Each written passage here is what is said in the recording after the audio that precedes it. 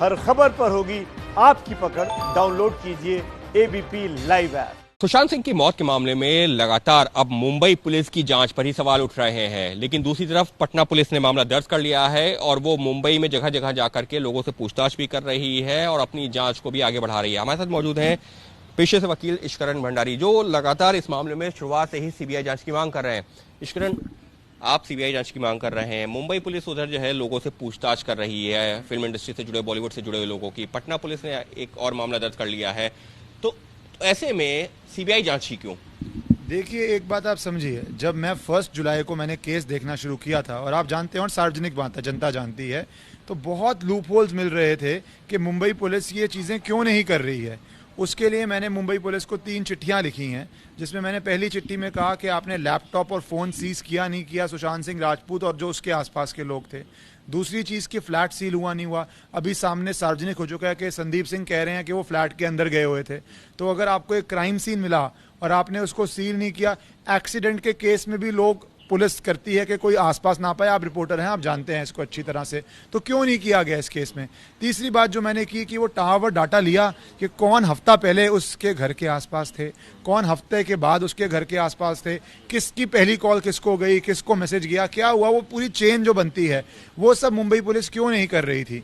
अब उसके बाद ये जो डिमांड थी, तभी हमने कहना शुरू कर दिया था कि ये केस में जनता को कॉन्फिडेंस नहीं आ रहा है और जनता के कॉन्फिडेंस के लिए इस पे एक सीबीआई जांच होनी चाहिए, और तथ्यों पे भी, सिर्फ जनता का कॉन्फिडेंस नहीं। क्योंकि मुंबई पुलिस की स्टेटमेंट्स आ रही थी कि ये केस लग रहा है सुसाइड का है, तो उसके लिए ज़रूरी था कि हमें अब ये सीबीआई पे जांच हो, इंडिपेंडेंट एजेंसी हो, फॉरेंसिक्स हो, शायद ईडी भी जांच करे, क्योंकि अब 15 करोड़ का भी मामला सामने आया है। तो आप मुंबई में जानते हैं शीना बोरा केस में जब मुंबई सरकार ने सीबीआई को ट्रांसफ़र किया था, उसमें कहा था कि बहुत सारी फाइनेंशियल ट्रांजैक्शंस इन्वॉल्व हैं।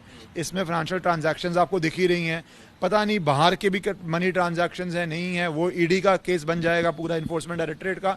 तो इसमें अब एक केंद्रीय जांच ही होनी चाहिए, वही उचित लग रहा है इस केस के अंदर। इस मामले में एक तरफ आप सीबीआई जांच की मांग कर रहे हैं, तो दूसरी तरफ जो पटना पुलिस ने एफआईआर दर्ज की है वो सुशांत के पिता के हवाले से की है, उनकी शिकायत पर की है, उसमें सीधे तौर पर रिया का नाम आ रहा है। तो आपको भी कहीं पर रिया का नाम दिख रहा है? क्योंकि रिया दूसरी तरफ मांग कर चुकी है कि सीबीआई जांच होनी चाहिए, गृह मंत्री अमित शाह को जो ट्वीट किया था। देखिए, जो सुशांत सिंह जी के परिवार ने किया है, पिताजी ने किया है, उन्होंने तो वो कंप्लेनेंट है, उन्होंने तो एक स्पेसिफिक व्यक्ति का नाम दे ही दिया है और बिहार पुलिस ने उसका संज्ञान लेके उस पर एफआईआर भी दर्ज कर दी है।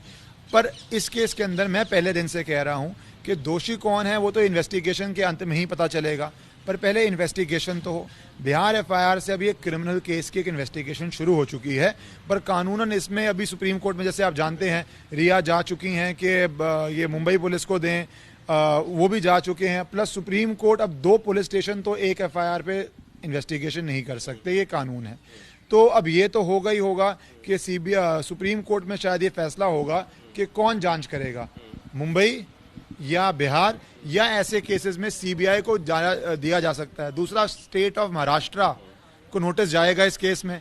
स्टेट ऑफ महाराष्ट्र का क्या पक्ष रखते हैं सुप्रीम कोर्ट में, ये भी देखना पड़ेगा। स्टेट ऑफ बिहार भी अपना क्या पक्ष रखती है जो है, वो भी देखना पड़ेगा। तो अभी ये सुप्रीम कोर्ट में टेक्निकल डिटेल्स बहुत सारी आएंगी इसके अंदर, ये एक सिंपल इशू नहीं है। इसमें प्रॉपर एक सुनवाई होगी, मुझे लगता है, जहां डिसाइड होगा कि कौन इन्वेस्टिगेट करेगा, वो बहुत ज़रूरी है। पर मुझे लगता है कि जब इतना फैला हुआ केस हो चुका है और 2 प्रदेशों का इन्वॉल्वमेंट है, तो वैसे भी मल्टीपल जब प्रदेश आते हैं तो वो सीबीआई जांच बन जाती है, और सीबीआई जांच से जस्टिस मिले सुशांत सिंह राजपूत को, सारे यही चाहते हैं। इसी के लिए 1 जुलाई से मैं बोल रहा हूँ। अगर हम लैप्सेस की बात करते हैं तो आपको कहाँ कहाँ लैप्सेस दिखते हैं? क्योंकि आप जो शुरुआत से ही 1 जुलाई से आप खुद कह रहे हैं कि लगातार इस मामले को उठा रहे हैं, आप कह रहे हैं कि सीबीआई जांच होनी चाहिए, कई बार कई तथ्यों का भी जिक्र किया है। आपको अगर हम 5, 7, 10 मोटे मोटे लैप्सेस की बात करें, या तथ्य ऐसे क्या दिखते हैं जिस आधार पे आपको लगता है कि जांच अब तक जो हो रही थी वो सही दिशा में नहीं जा रही थी? देखिए, अभी तक जैसे मैंने बोला, जांच हो क्या रही थी। जांच का पहला स्टेप है फर्स्ट इंफॉर्मेशन रिपोर्ट, फर्स्ट, कि भैया वो प्राइमा फसाया होता है कि पुलिस उसके बाद क्रिमिनल सेक्शंस में इन्वेस्टिगेट करती है। उसके बाद पुलिस बोल सकती है कि नहीं, हमें इन्वेस्टिगेट करके लगा क्राइम नहीं हुआ, तो क्लोजर रिपोर्ट हम बोलते हैं डाल देती है, या हमें लगता है कि हाँ क्राइम हुआ तो चार्जशीट डाल देती है। 45 दिन हो गए हैं, मुंबई पुलिस ने तो पहला कदम ही नहीं लिया।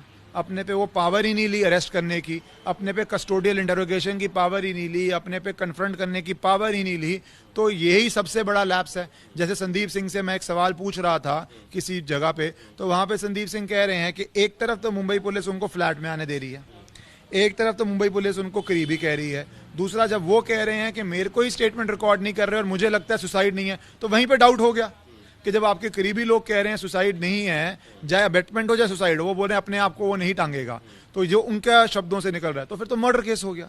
तो ये सब की तो जांच होनी पड़ेगी ना कि अबेटमेंट हो सुसाइड है, मर्डर है, हुआ क्या, और उसके लिए FIR चाहिए। वो FIR ही नहीं हुई तो आप बोल रहे हैं 1 to 20 लैप्स। मैं तो बोलता हूँ स्टार्ट ही नहीं हुआ बिना FIR के, तो वही इतना बड़ा लैप्स है। अब वो मुंबई पुलिस को एक्सप्लेन करना पड़ेगा, और अब वही मुझे इसलिए कह रहा हूं कि ये लैप्सेस के केस में CBI जांच हो जाए तो सबको जस्टिस मिले। जो भी गिल्टी है, मैं नाम नहीं ले रहा, X है, Y है, जो भी है, जो गिल्टी है वो जांच के बाद सब चीजें सामने आनी चाहिए और वो केंद्रीय जांच होनी चाहिए। क्या क्या चीजें मोटे तौर पर आपको लगती हैं जिनके बारे में CBI को, क्योंकि आप कह रहे हैं कि CBI को जांच करना चाहिए, मुंबई पुलिस ने उस तरह से जांच नहीं करी, क्या क्या वो चीजें हैं आपको लगता है कि जिनकी जांच होनी चाहिए? अभी इस पे नहीं बोलना चाहिए। जैसे मैंने कहा, क्या गलत जांच है वो तो तब आता है जांच के बाद, पर इन्वेस्टिगेट तो करो, क्रिमिनल सेक्शन तो लगे।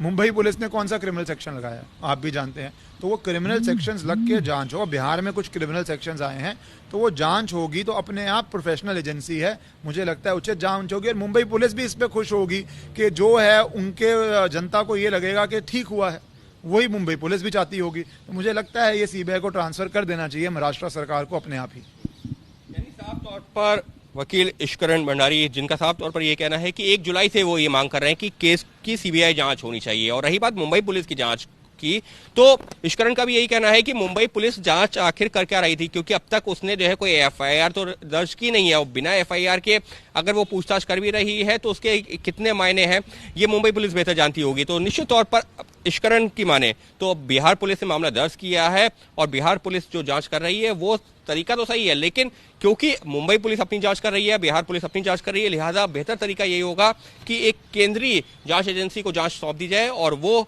CBI हो सकती है, और CBI सभी तथ्यों को देखते हुए अपनी जांच को आगे बढ़ाए, जिससे कि दूध का दूध और पानी का पानी हो सके।